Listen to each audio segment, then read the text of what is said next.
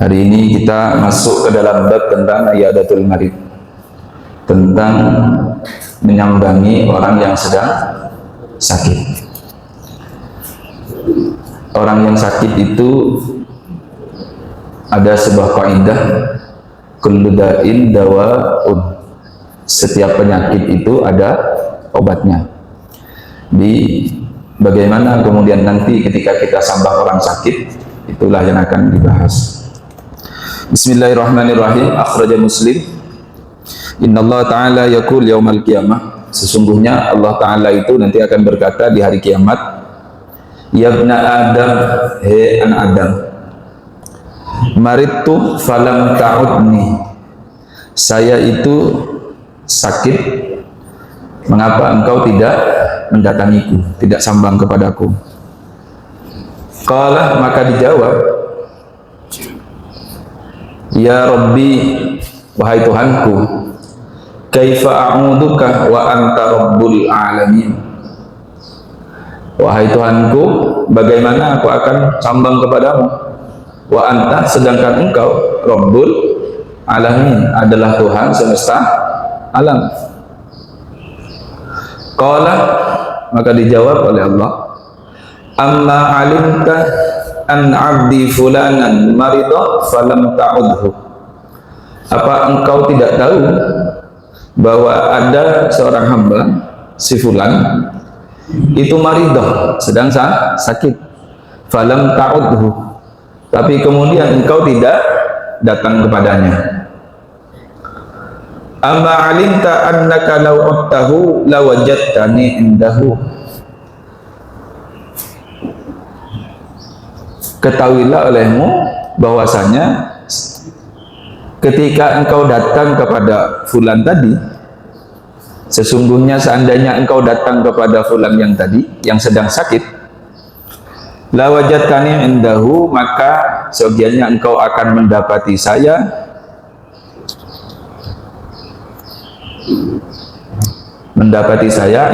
indahu, di sampingnya, berada di sana. Apa maksud dari sini? Lawajadta indahu sawabi.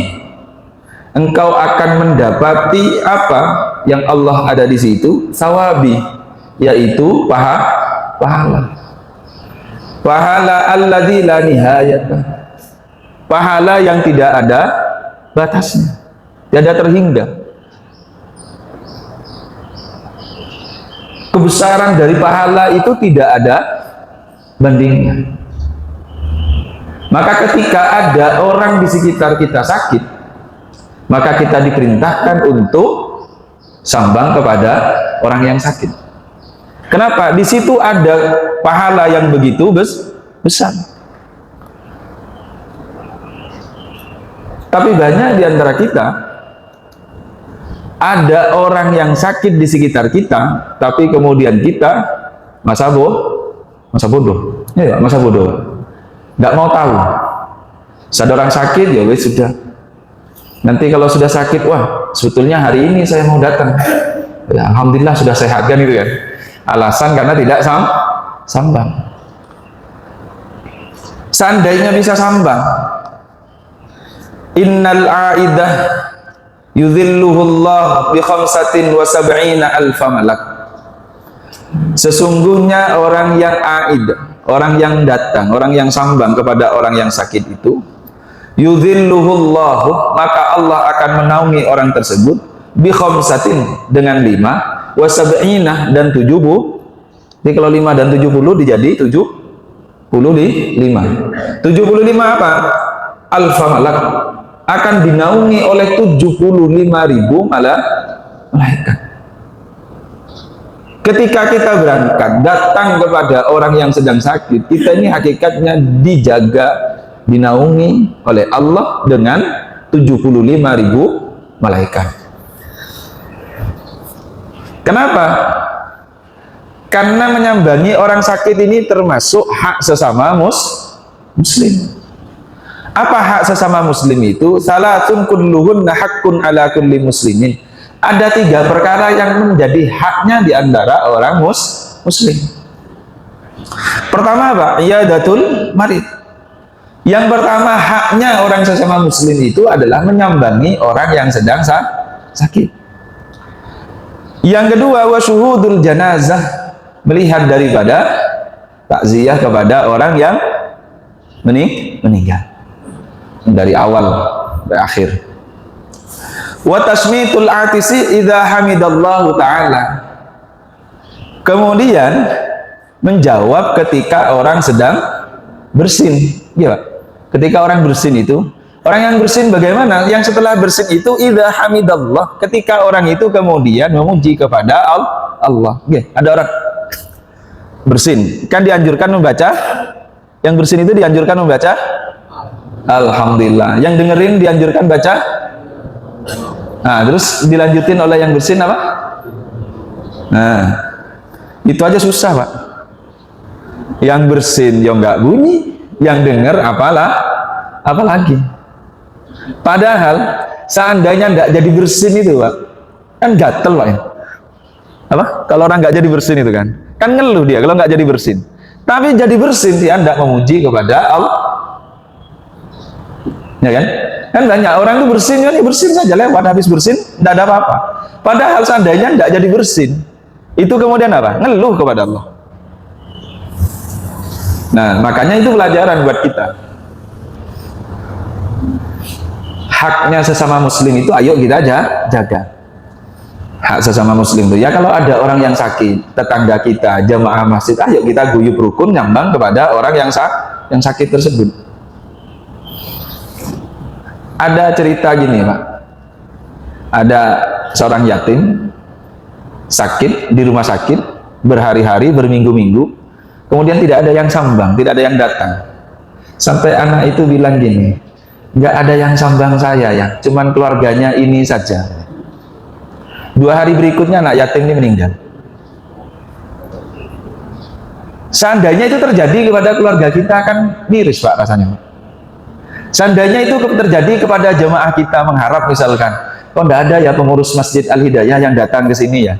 Bisa jadi dia mau wasiat, titip salam sama jemaah, takutnya saya punya salah, saya minta maaf. Tapi ditunggu, enggak ada yang datang. Bisa jadi mau nitip sesuatu untuk diinfakkan di mas, biar menjadi sedekah jari, tapi ditunggu enggak ada yang datang.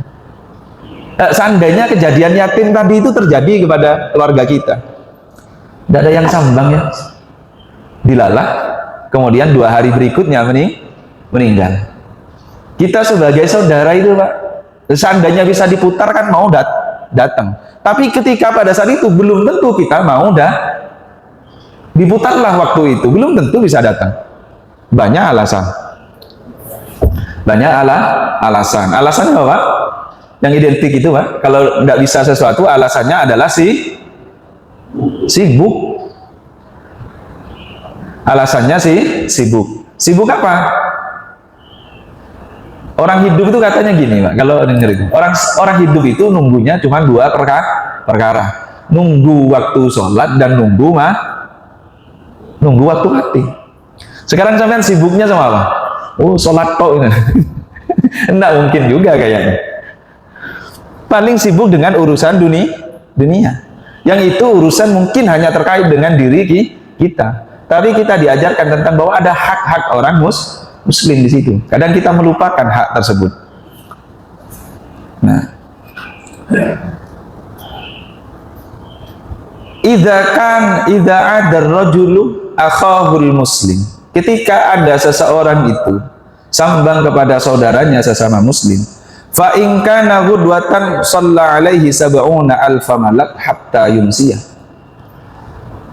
maka ketika orang itu datang di waktu pagi, sambang di waktu pagi, shalla alaihi sab'una alfa malak hatta yumsiyah, maka akan mendoakan 70.000 malaikat hatta yumsiyah, sampai waktu sore. Orang kalau sambang orang sakit di waktu pagi, orang tersebut akan didoakan oleh malaikat hatta yumsiyah, sampai waktu sore, sampai sore hari. Idza kana asyiyan shalla alaihi sab'una alfa malak hatta yusbiha. Kalau orang itu datang di waktu sore, maka malaikat yang 70.000 itu akan mendoakan orang tersebut sampai kapan? Sampai waktu pagi. Dan fadilahnya besar, Pak. Pahalanya besar. Cuman kita tidak mau ngambil momentum itu. Kesempatan itu kadang kita tidak pernah ngambil. Ya sampai sehat kadang kita yang tidak pernah datang. Nah, orang sambang itu, Pak, sambang itu sunnahnya itu, anjurannya itu, kalau nyambang itu waktu pagi dan waktu sore. Orang sambang itu, jumhur ulamanya adalah sunnah muakkadah. Ada yang mengatakan fardu kifayah. Kalau Imam Bukhari mengatakan wajib nyambengin orang sakit itu. Tapi jumhurnya adalah sunnah muakkadah. Makruh dan haram bagi orang yang fasik, yang nyata kefasikannya, munafik yang nyata kemunafikan. Karena kita tidak boleh ya terlalu lama berinteraksi dengan orang yang fasik atau munafik di situ. Ada kemakruhan sampai ada sebuah keharaman kalau nyata kefasikannya.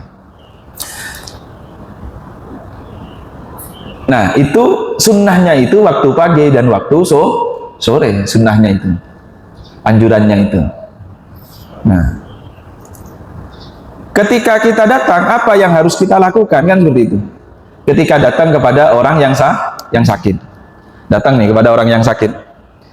Kalau orang sini kan bawa apa namanya, apa penggembira ya, bawa buah, bawa rotinya yang enggak manis, biasanya cari roti tawar. Datang penggembira oleh-oleh ya, monggo. Tapi lebih daripada itu, kita itu dianjurkan bagaimana untuk memberikan nasihat tentang kesabaran. Ketika diuji sakit oleh Allah, berikan gambar gembira tentang fadilahnya orang sakit. Kasih nasihat tentang yang sabar. Mudah-mudahan rasa sakitmu ini bisa menjadi penghapus dosa. Sing sabar le, mudah-mudahan dengan kesabaranmu diuji rasa sakit ini, engkau diangkat segala dosa-dosanya oleh Allah. Minimal orang datang itu kan dianjurkan oleh Rasulullah, la ba'sa tahurun insyaallah, paling tidak mengucapkan doa itu. Kalau bisa ya pakai yang terbaik yang diajarkan. Apa? As'alullahal azim rabbal arsyil azim ayu afiyaka wa yushfiyaka. Dibaca berapa kali? Sab'a marrat. Dibaca 7 kali. Kalau itu dibaca kepada orang yang sakit, lam yahduru ajalahu, yang itu belum waktunya datang ajalnya, maka afahullahu min maridihi.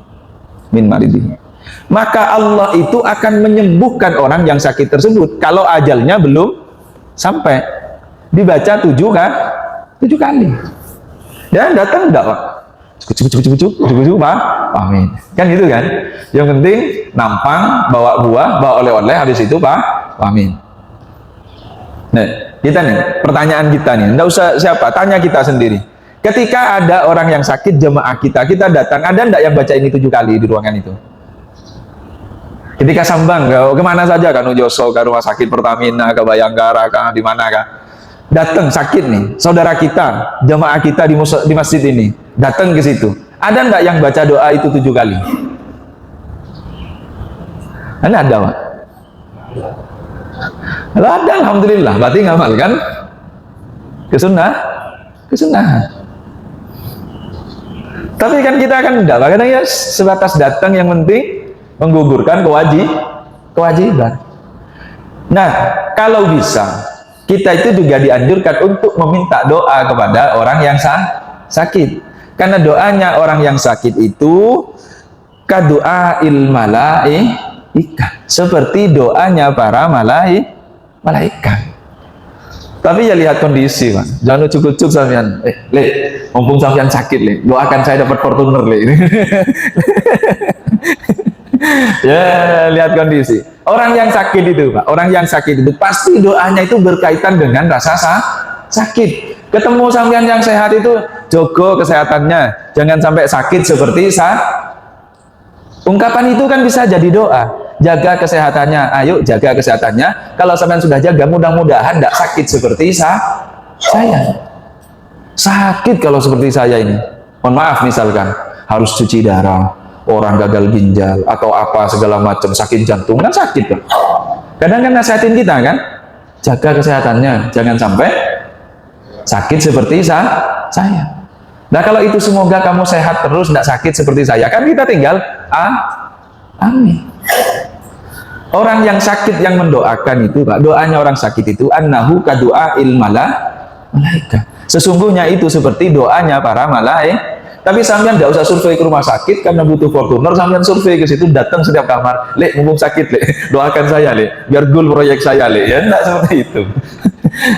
Lihat kondisi lah, lihat kondisi biarpun itu. Karena apa? Karena yang di hadapan kita ketika kita datang itu bukan orang yang seperti kita dalam keadaan sehat. Nah, tapi yang paling penting kita datang ke situ baca doa, mendoakan orang yang sedang sakit. Nggak bisa pakai bahasa Arab, ya pakai bahasa Indonesia. Ya, mudah-mudahan cepat sembuh. Mudah-mudahan Allah segera mengangkat penyakitmu, kan gitu kan? Nah, nggak bisa bahasa Indonesia, ya pakai bahasa yang kita bisa. Mantir sehat, cepat, mantir sehat. Semoga cepat sehat. Kan itu kan? Kalau nggak bisa pakai bahasa Indonesia, ya pakai bahasa kita. Apa yang kita bisa? Minta kepada Allah. Kalau baca yang tadi itu Pak, baca yang tadi itu karena itu dari Rasulullah, maka sunnahnya tetap biarpun perempuan tetap kafnya bifathil kafi. Tetap kalau biasanya kan pakai, kalau ka itu jadi ki, itu tetap pakai ka karena itu ittiba kepada apa yang sudah ada, dan itu dari Rasulullah. Jadi tidak dirubah. Ayyasfiyaki atau ayusfiyaki itu nggak jadi ki, tetap kah, ayu afiyakah, ayyasfiyakah, tetap kah di situ, tidak boleh diganti ki, tetap di fathil kafi walaupun itu fil muannas, walaupun itu untuk perempuan. Kenapa? Karena kita ittibaan, karena kita ikut dengan apa yang diajarkan oleh Rasulullah. Tapi ketika domirnya kah tetap dalam hati tujuannya kepada yang sakit walaupun itu perempuan gitu.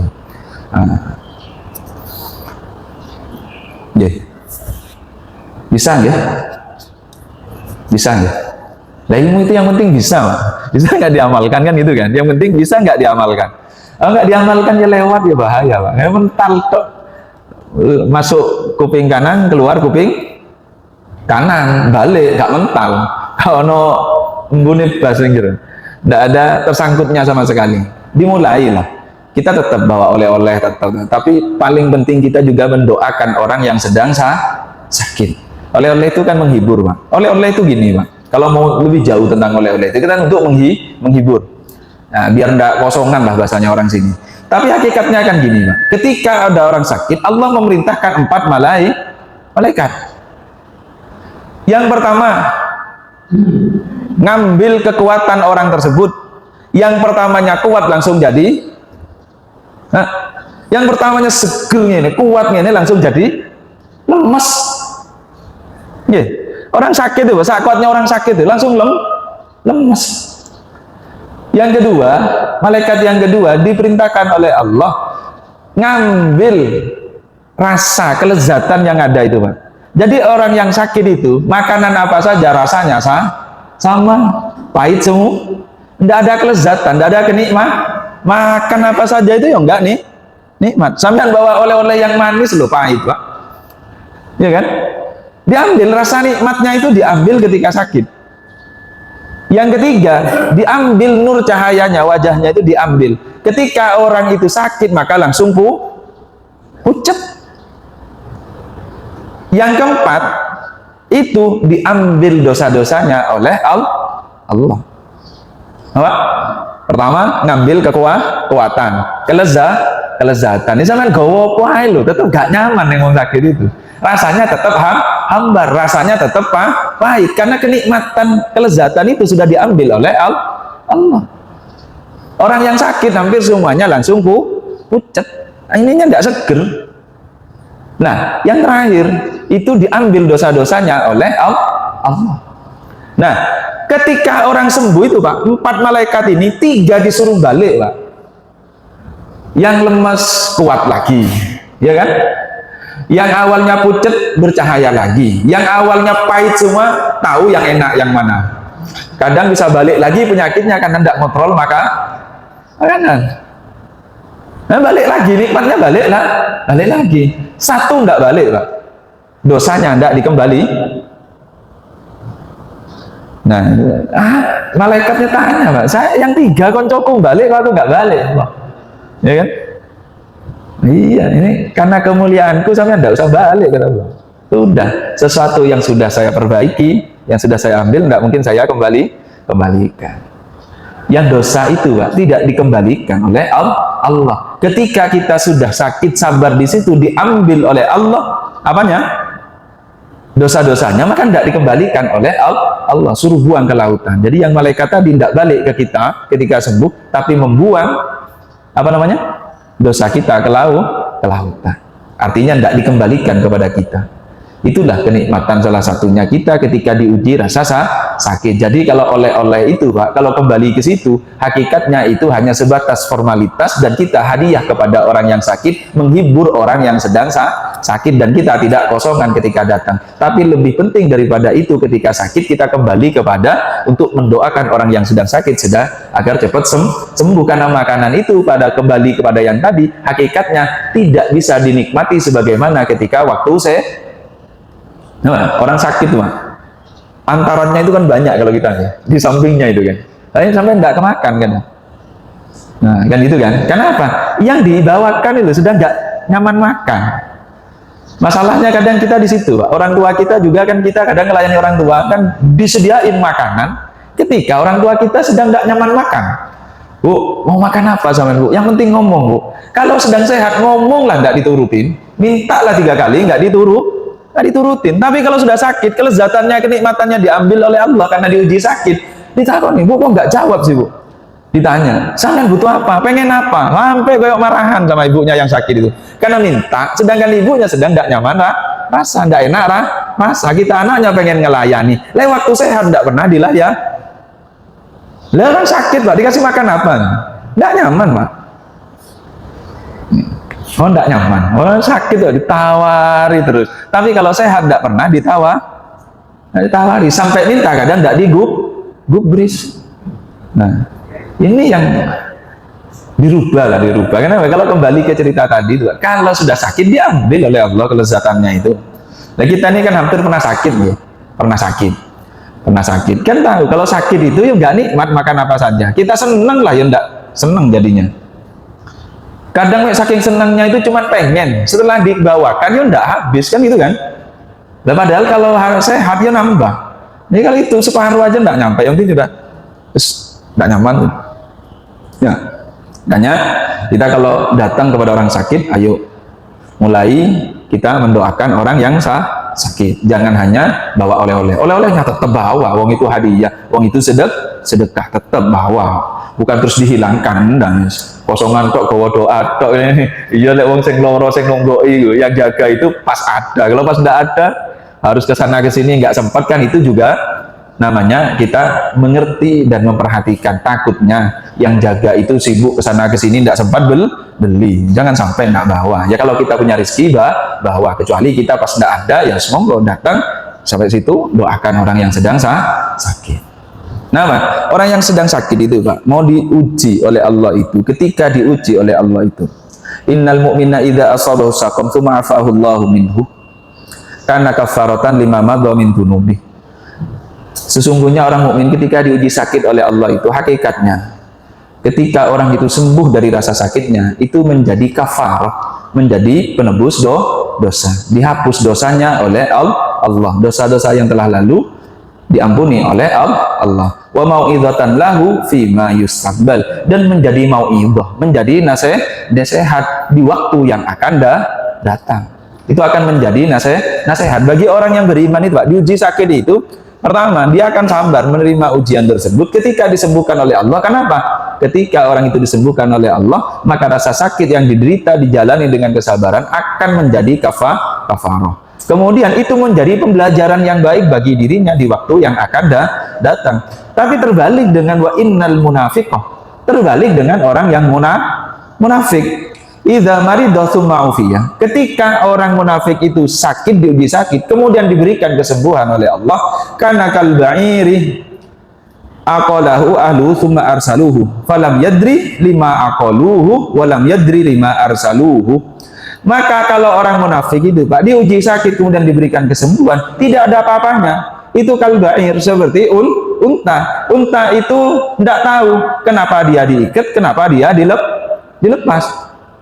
Dia diikat tidak ngerti, dilepas juga tidak ngerti. Tapi kalau orang mukmin diuji sakit, dia dengan rasa sakitnya itu bisa mengerti, menjadi pembelajaran juga. Tapi kalau orang munafik, ya sakit, ya sehat, sehat, sama seperti hewan, diikat dia tidak ngerti kenapa diikat, dia dilepas juga tidak ngerti kenapa dilepas. Nah, kalau sakit tidak menjadikan pembelajaran kepada kita, nah apakah kita termasuk orang mukmin atau orang munafik? Nah, kalau kita kembalikan kepada kita, ya sakit, sehatnya tidak pernah disyukur. Ketika sehat tidak pernah disyukuri. Kalau menjadi pembelajaran, maka rasa sehat itu menjadi syukur. Diberikan sehat oleh Allah, dia selalu bersyukur karena selalu diberikan kesehatan oleh Allah. Punya cerita gini Pak, orang itu harus ingat itu karena kadang butuh diuji Pak. Saya itu dulu kecelakaan Pak, Jumat mau khutbah ke daerah Sumbir, pabrik tahu nih, pabrik tahu apa namanya yang di Sumbir itu. Nah, berangkat saya dari PGRI dulu, masih kontrak di PGRI, nyampe sebelum terminal Batu Ampar itu kecelakaan jatuh Pak, kecelakaan tunggal jatuh sendiri. Nah, tidak ada apa-apa Pak, ketika ini lihat gerimis-gerimis pakai jas hujan itu tidak ada apa-apa, tapi kemudian kelihatan jempol kaki ini sudah terbalik Pak, kukunya sudah di sini Pak, ngadep gini Pak, ini gini, tinggal tulangnya putih kelihatan gini. Nah ini tidak jadi Jumatan Pak, tidak jadi Jumatan, kenapa? Langsung ke rumah sakit karena Joshua harus operasi, kan operasi Pak. Operasi tidak dipen, karena kalau dipen katanya saya waktu mau operasi itu tidak usah dipen katanya. Kenapa? Kalau ada petir nanti geter katanya. Yes, kita kan tidak pernah kan, akhirnya tidak dipen. Inilah dioperasi. Setiap tidur itu Pak, takut digondol tikus Pak. Bangun tidur loh, lihat jempol masih ada di perban itu Pak, masih di perban itu ya. Alhamdulillah. Karena diuji rasa sakit. Akhirnya tahu kalau bangun tidur anggota tubuh kita asik utuh, itu hakikatnya kita harus bilang alhamdulillah. Setiap kita diberikan rasa sakit, setiap kita diberikan kesehatan oleh Allah, setiap waktu kesehatan itu hakikatnya alhamdulillah. Bayangin Pak. Karena jempolnya takut digondol di bangun tidur langsung lihat Pernah enggak bersyukur ke situ? Pernah saya Pak, karena dioperasi. Saya pernah enggak? Ketika bangun tidur lihat jempolnya sampean utuh, alhamdulillah. Lah, mau itu Pak, rasa sakit itu mau itu, nah sehat. Kadang kita ini hal yang ada kepada kita Allah berikan banyak, tapi kita kurang bersyukur kepada Allah. Bersyukur kita orientasinya hanya tentang materi. Padahal kesehatan itu adalah salah satu kenikmatan yang sangat penting. Sampean bisa Jumatan kan karena sehat Pak.